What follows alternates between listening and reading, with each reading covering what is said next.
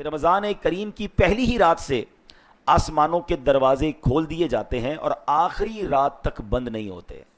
جو بندہ ماہ رمضان کی رات میں نماز پڑھتا ہے، اللہ عز و جل اس کے ہر سجدے کے بدلے میں اس کے لیے 1500 نیکیاں لکھتا ہے اور اس کے لیے جنت میں سرخ یاقوت کا گھر بناتا ہے۔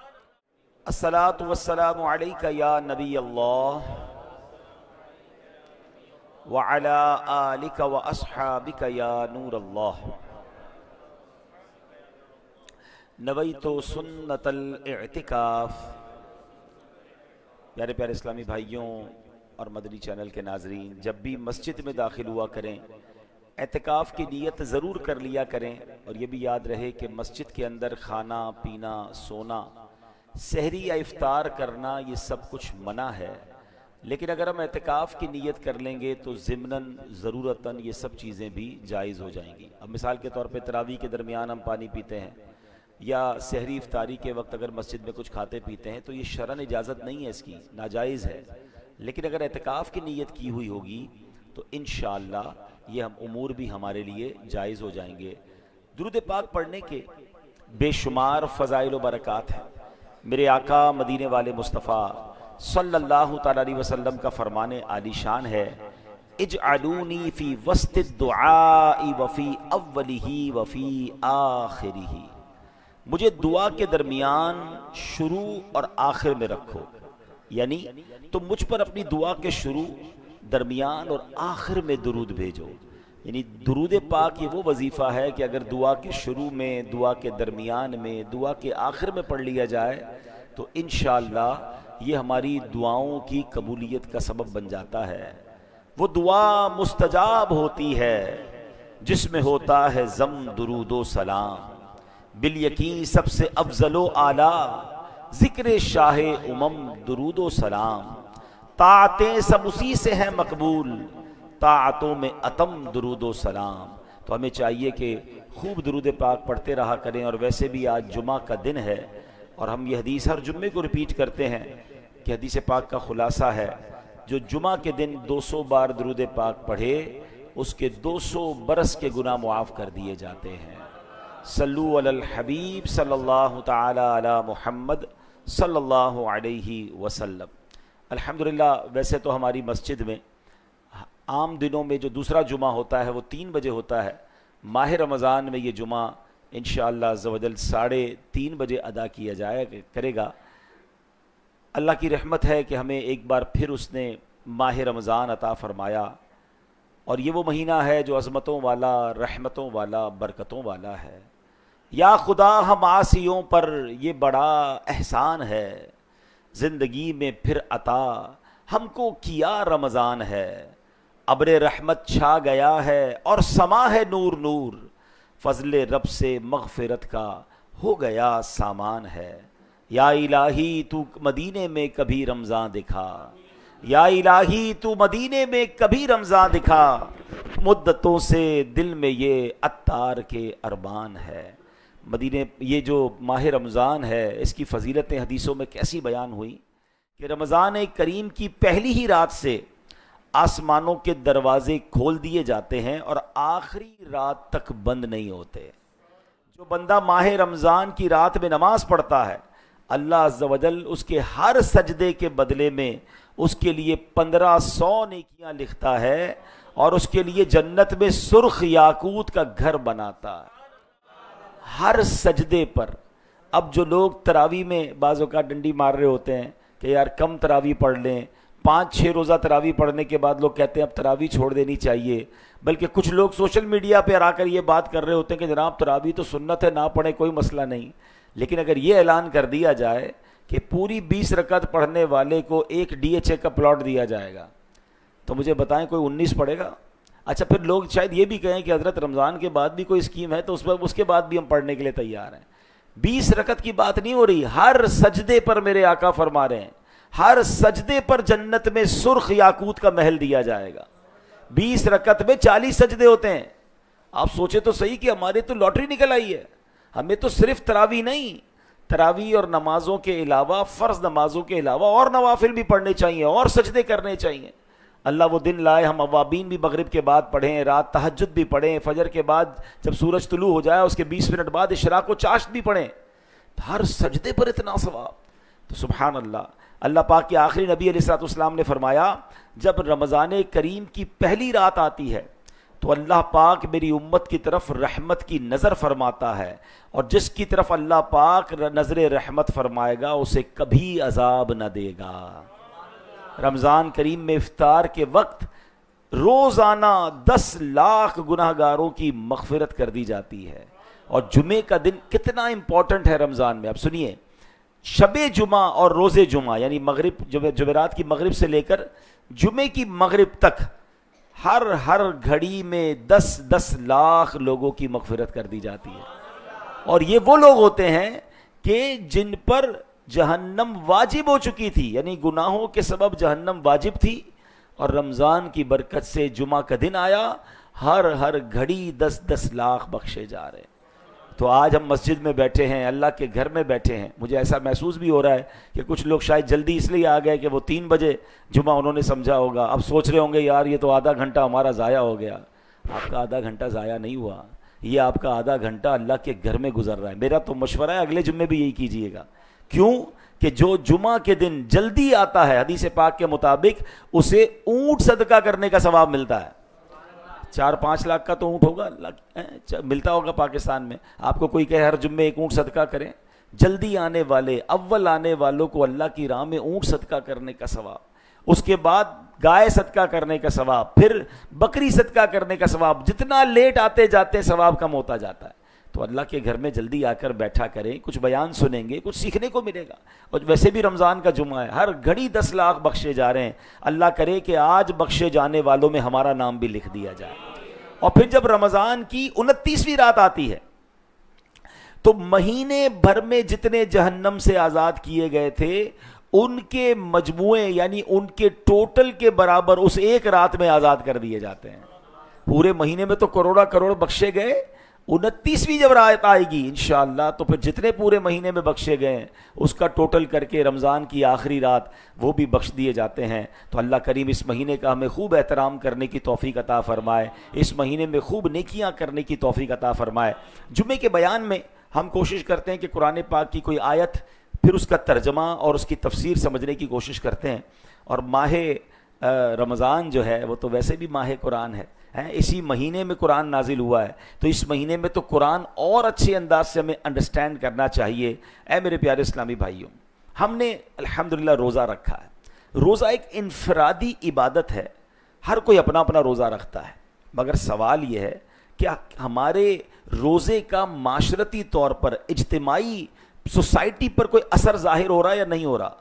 اور اگر ہماری روزے کی برکت سے سوسائٹی پر، معاشرے پر کوئی فرق نہیں پڑ رہا، کوئی پازیٹیو امپیکٹ نہیں ہو رہا، کوئی نکھار نہیں پیدا ہو رہا، تو پھر سمجھ لیں کہ ہمارے روزے میں کچھ کمی ہے. ہمارا روزہ ہماری روح تک نہیں پہنچا ہے.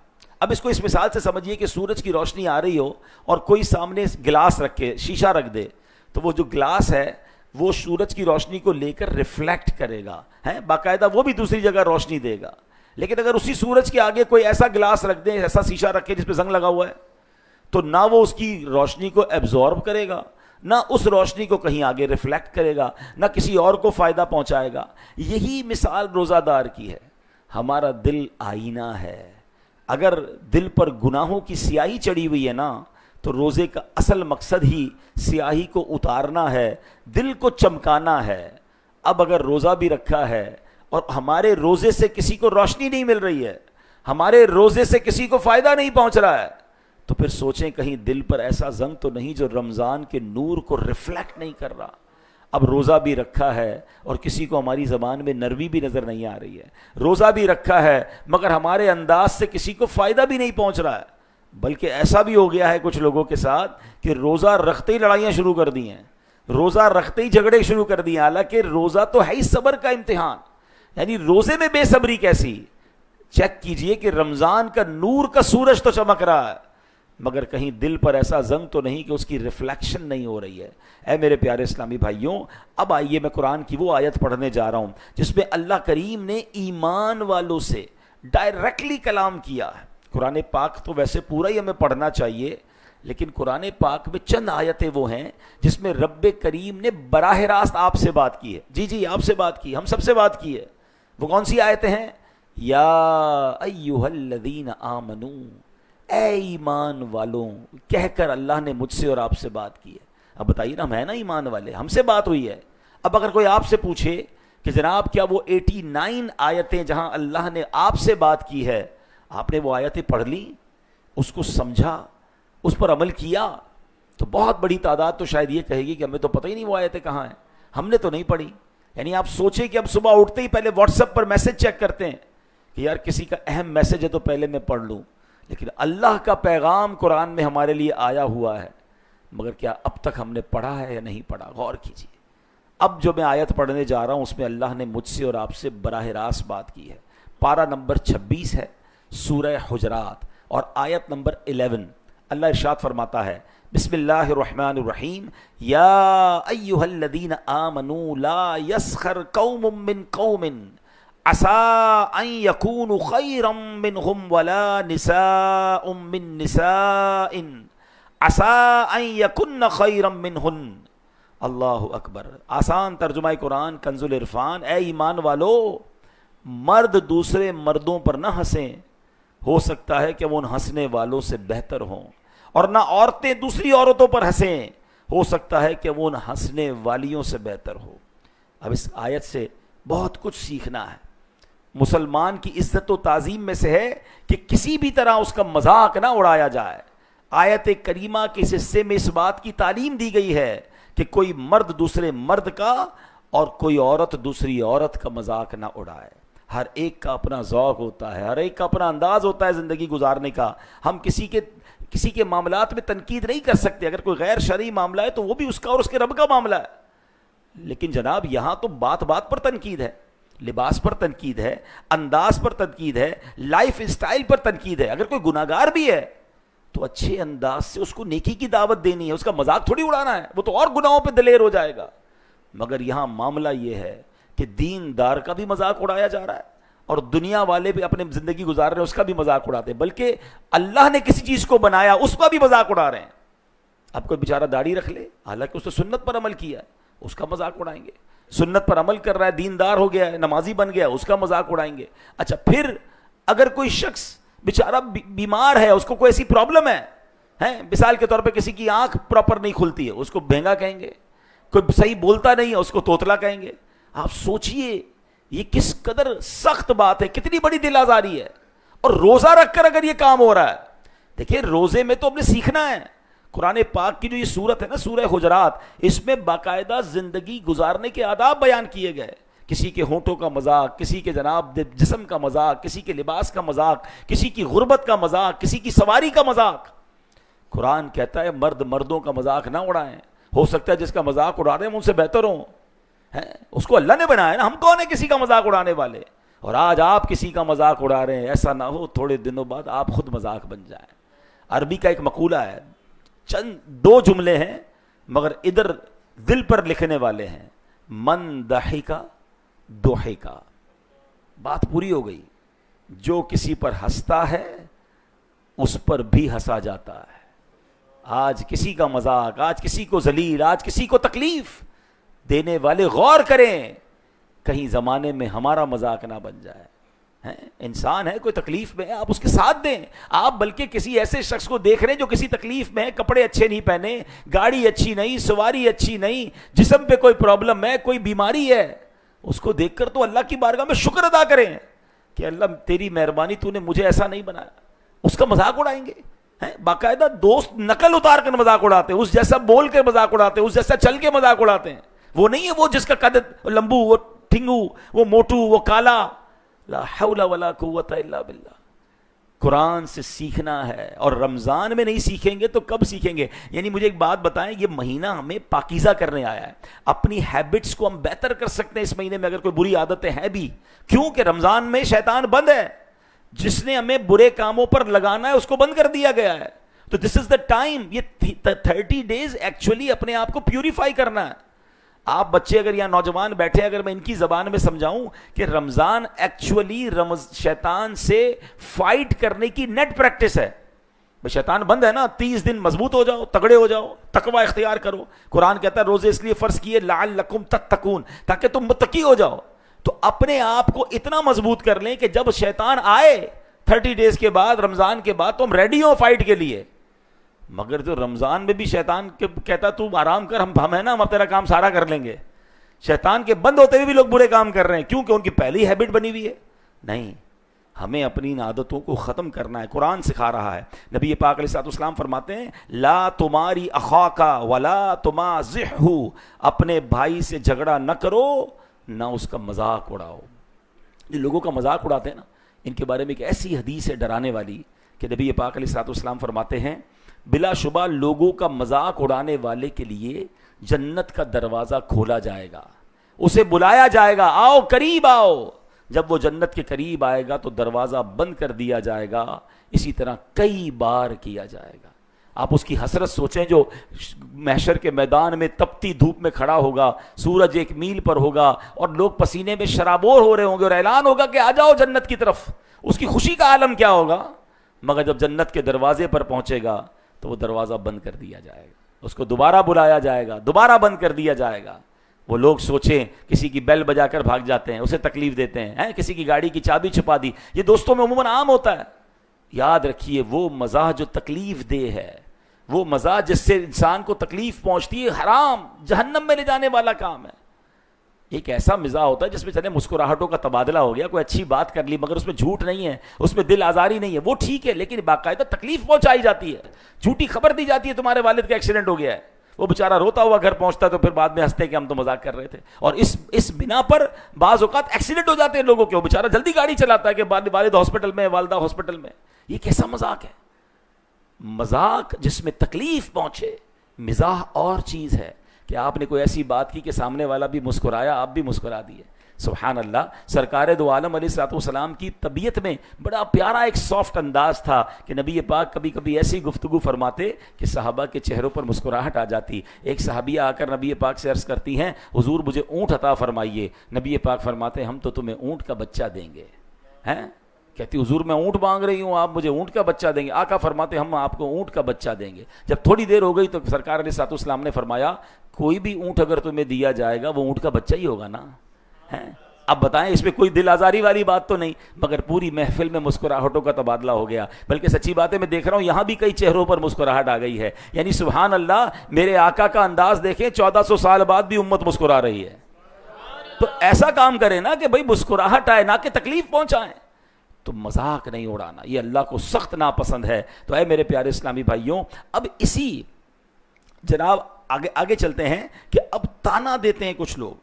حضرت عبداللہ علامہ عبد المصطفیٰ اعظمی رحمۃ اللہ تعالی علیہ فرماتے ہیں اہانت اور تحقیر کے لیے، کسی کو ذلیل کرنے کے لیے زبان یا اشاروں یا کسی اور طریقے سے مسلمان کا مذاق اڑانا حرام اور جہنم میں لے جانے والا کام ہے. یعنی نظر سے بھی مذاق نہیں اڑا سکتے.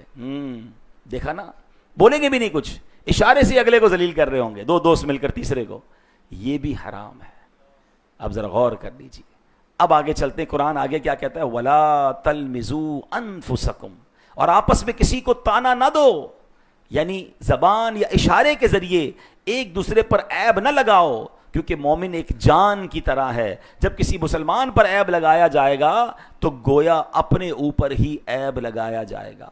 کبھی کسی کو تانا نہ دیں، غریب کو غربت کا تانا نہ دیں. اللہ اکبر. کسی کو کسی کی جناب خاندان کے اس کی جو کیا کہتے ہیں برادری کا تانا نہ دیں. کوئی ٹھیلا لگاتا ہے اسے ٹھیلا لگانے کا تانا نہ دیں. جس کے یہاں صرف بیٹیاں ہوں اسے بیٹیاں ہونے کا تانا نہ دیں. ارے بیوی کو لوگ تانا دیتے ہیں کہ تیرے یہاں تو بیٹا ہی نہیں ہوتا، بیچاری کسی عورت کے یہاں اولاد ہی نہیں ہو رہی، اس کو بے اولادی کا تانا دیتے ہیں. کوئی بندہ بیچارہ کاروبار میں نقصان کر دیا، اس کو اس کا تانا دیتے ہیں. قرآن کہتا ہے تانا نہ دو. اے میرے پیارے اسلامی بھائیوں، نبی پاک علیہ الصلوۃ والسلام کی حدیث سنیے. بہت لعنت کرنے والے، بہت تانے دینے والے قیامت کے دن نہ گواہ ہوں گے نہ شفیع. حالانکہ اس امت کو یہ سبحان اللہ شرف حاصل ہے کہ سرکار علیہ الصلوۃ والسلام کی امت قیامت کے دن گزشتہ انبیاء کرام کی گواہ بھی ہوگی. یعنی یہ گواہی دے گی کہ انہوں نے اپنی امتوں کو تبلیغ فرما دی اور گناہ گاروں کی شفاعت کرنے والی بھی ہوگی. مگر جو مسلمان تانے دینے والا ہوگا وہ نہ گواہ ہوگا نہ شفیع ہوگا. تانے کی ٹونٹ کرنے کی عادت نکال دیں. اچھا تانا دینے والا پسند بھی کسی کو نہیں آتا. آپ بھی دیکھ لیں, آپ کو ایسا دوست ایسا بندہ کبھی اچھا نہیں لگتا, جب جاؤ اس کے پاس کوئی تانا ہی ہوگا. ایسے بندے کو گھر مہمان بنا لینا تو گھر پر آ کر پھر گھر کا انسپیکشن شروع کر دیں گے. یار ابھی تک پردے نہیں بدلے, ابھی تک وہی پرانے صوفے ہیں, یار تم خرچہ ہی نہیں کرتے ہو یار. ہے بندہ کہ یار میں نے گھر میں مہمان بلایا, کوئی انسپیکٹر بلایا ہے, کسی کے گھر جا کر بھی تانے دے کر آئیں گے؟ نہیں جناب, تانا دینے والے کو دنیا میں بھی کوئی پسند نہیں کرتا. اللہ کے یہاں تو وہ ناپسند ہے, دنیا میں بھی لوگ دور رہتے ہیں. تو اپنے اندر جو ہے وہ خوشبو لائیے, اپنے اندر سافٹنس لائیے, لوگوں سے ملیں, انہیں خوش کر کے آئیں, نہ کہ ملاقات کر کے تکلیف پہنچا کر آئیں. تو اللہ کرے کہ ہم ان عادتوں کو چھوڑ دیں. اسی آیت میں ایک تیسرا ادب بیان ہوا. یہ ماہ رمضان میں یہ سنتے جائیے اور اپنے دل سے اپنی عادتوں سے ان برائیوں کو دور کرتے جائیے. قرآن کہتا ہے وَلَا تَنَابَزُوا بِالْأَلْقَابِ, اور ایک دوسرے کے برے نام نہ رکھو. سیدنا مفتی محمد نعیم الدین مراد آبادی اس آیت کے تحت لکھتے ہیں, یعنی وہ نام جو انہیں ناگوار معلوم ہو ان ناموں سے نہ پکارو. جیسے کسی کو لمبو, موٹو, کالو وغیرہ کہہ کے پکارتے ہیں, نام رکھ دیتے ہیں. اچھا ہم بازوں کو پتہ کیا کہتے ہیں, میرے دوست کو میں لمبو کہتا ہوں, اس کو برا نہیں لگتا.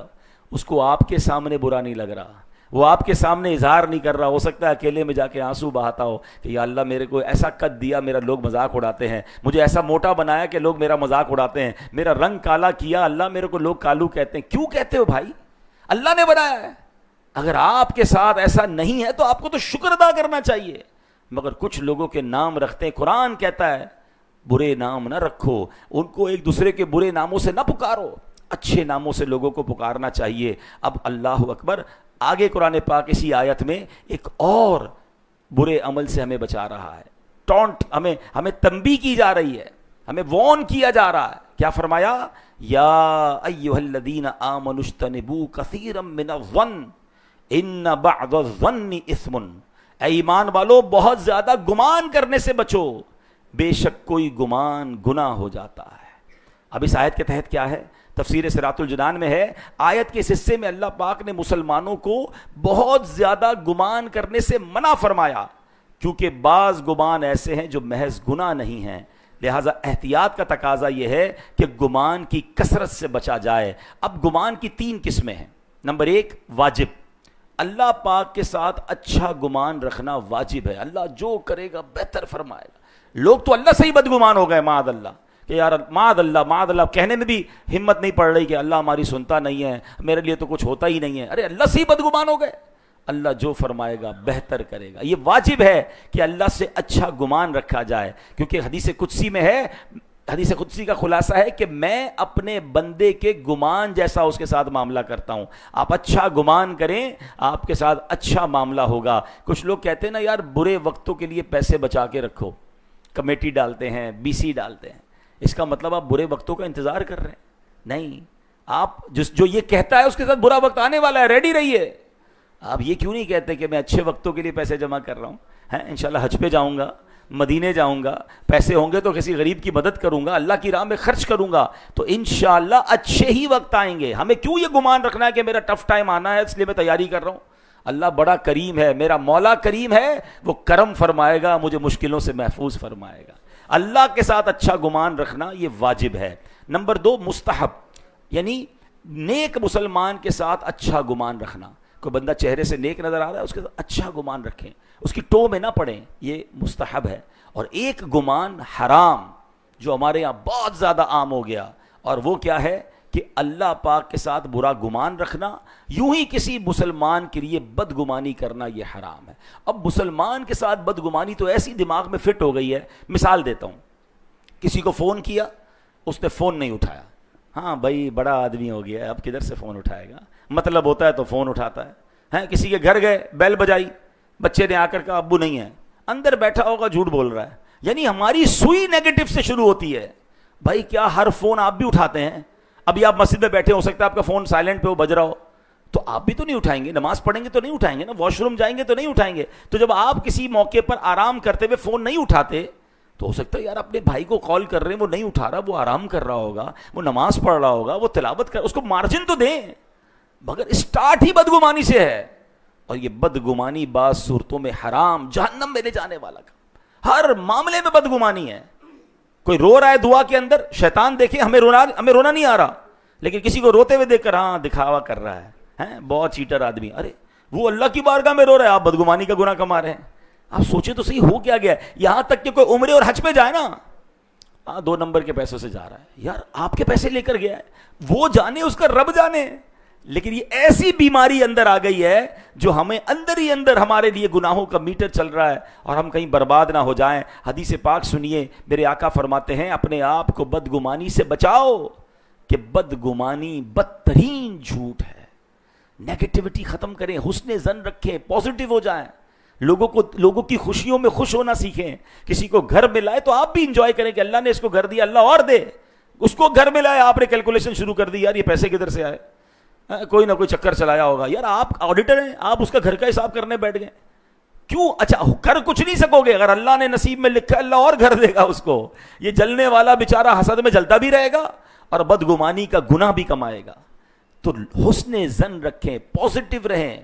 بڑا پیارا جملہ ہے, اگر یاد کر لیں کہ حسن ظن میں کوئی شر نہیں اور بدگمانی میں کوئی خیر نہیں. آپ پازیٹیو رہیں, آپ بہت انجوائے کریں گے لائف کو, آپ کو ٹینشن نہیں ہوگی. لیکن جو بدگمانیاں پال کے بیٹھے نا لوگوں کے بارے میں ہیں, اسی لیے آگے قرآن کہتا ہے ولا تجسسوا. ایک اور پرابلم بتایا کہ پوشیدہ باتوں کی جستجو نہ کرو, ٹو میں نہ رہو. لوگ دوربین لگا کے رکھتے ہیں, یار یہ اٹھتا کتنے بجے, سوتا کتنے بجے, دن میں جاتا کدھر ہے, اس دن یہ ڈیفینس میں نظر آیا تھا کیا کر رہا ہوگا, یار یہ ادھر اس کی گاڑی کھڑی تھی, کوئی نہ کوئی پلاننگ ہوگی. ہمیں کیا پرابلم ہے, ہمیں کیوں تجسس ہے لوگوں کے ٹو میں پڑنے کا ہے, یہ فلاں کے ساتھ کیوں کھڑا ہے, باتیں کیوں کر رہا ہے. یعنی کچھ لوگ تو اتنے تجسس والے ہیں کہ ان کو دیکھ کر اگر ہم مسکرائیں نا تو کہتا ہے لگتا ہے مجھے دیکھ کر مسکرا اس لیے رہا ہے, کوئی نہ کوئی پلاننگ ہی کر رہا ہے. اچھا کسی دن نہ مسکرائے تو کہتا ہے لگتا ہے بہت میرے خلاف ناراض ہو گیا ہے, اب کچھ اور پلاننگ کر رہا ہے. بندہ کہے یار اس کو دیکھ کے مسکراؤں یا چپ رہوں, ہر بات میں کوئی نہ کوئی نیگیٹیوٹی ہے. ولا تجسسوا, قرآن کہہ رہا ہے پوشیدہ باتوں کی جستجو نہ کرو. مثال کے طور پہ کسی کو کہنا ہے رات بھر جاگتے ہو, لگتا ہے فجر نہیں پڑھتے ہوگے. یار آپ کو کس نے اجازت دی کہ آپ اس کے بیڈ روم میں داخل ہو جائیں اور اس سے پوچھیں کہ کیا وہ کر رہا ہے؟ وہ جانے, اس کا رب جانے. لوگوں کے عیب تلاش نہ کریں. اللہ اکبر. مسلمانوں کی عیب جوئی یعنی اس کے عیب تلاش کرنا حرام ہے. ہاں اگر نوکر رکھنا ہے یا کسی کی کہیں شادی ہونے والی ہے اور وہ کسی سے پوچھتا ہے کہ یار میں یہاں رشتہ کروں, تو وہاں بتانا چاہیے کہ بھائی یہ پرابلم ہے. یہ ایک اجازت دی شریعت نے کہ بھائی اس بندے کو جاب پہ مت رکھو, میرے ساتھ بھی چیٹنگ کر کے گیا ہے. کوئی کاروبار میں ہم سے پوچھ رہا ہے کہ میں فلاں جگہ پیسے دے دوں, کاروبار کروں, اور آپ کو پتا ہے کہ اس بندے کے کاروبار میں یہ مسئلہ ہے, تو آپ بتا دیں کہ یار یہ کاروبار میں میرے ساتھ بیڈ ایکسپیرینس ہوا تھا, آپ احتیاط کر لیں. اتنی شریعت نے اجازت دی ہے.